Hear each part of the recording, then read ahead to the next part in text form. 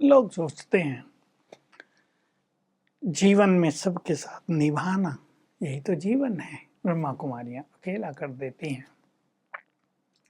सोचो आज कितने परिवारों में मेल मिलाप है, कितने संबंधों में कड़वाहट है, कितनों में अलगाव है।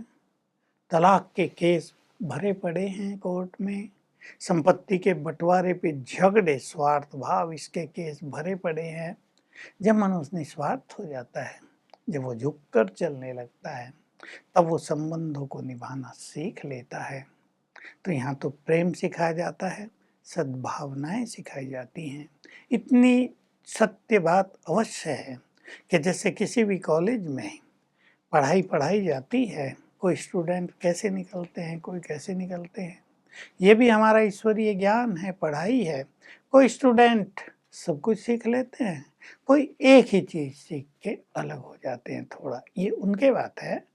लेकिन हमारा तो लक्ष्य है सबको एक कर देना। वसुधैव कुटुंबकम ये हमारा नारा है, और इस संसार को एक परिवार बना देना यही हमारा श्रेष्ठ कर्तव्य है। लोग ये सोचते हैं भगवान को तो देखा नहीं जा सकता, माने कैसे? आत्मा और परमात्मा तो अदृश्य है, कैसे स्वीकार करें इनकी सत्ता को? ठीक है, ये नास्तिक बात तो अवश्य है। मैं पूछता हूँ, क्या हवा को देखा जा सकता है? देखा आपने हवा को? आप रोज देखते हैं कि दूर वहाँ धरती और आकाश मिल रहे हैं। क्या ये सत्य है? क्या जो देखी गई चीज है वो सत्य नहीं होती?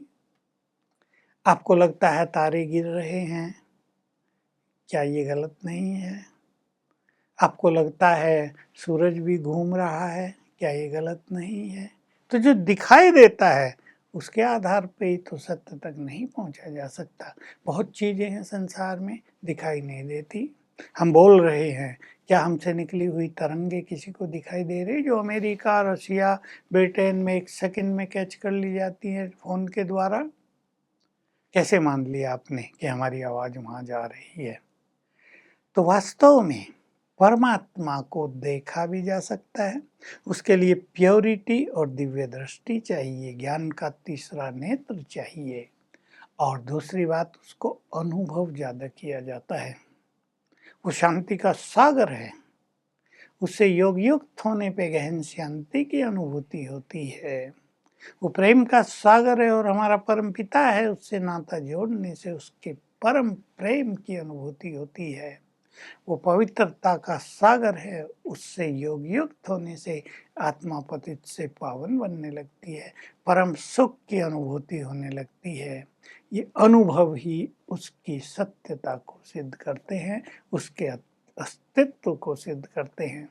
तो जो ज्ञान लेते हैं वो आत्मा को भी देख सकते हैं और परमात्मा को भी, क्योंकि दोनों ही चीज अभौतिक हैं, अलौकिक हैं।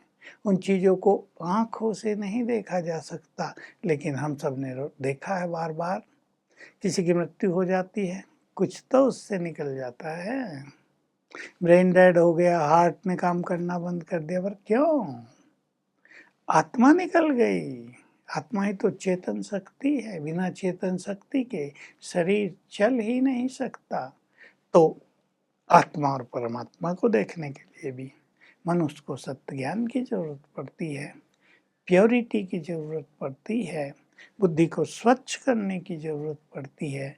ये करेंगे तो आप देख भी सकेंगे।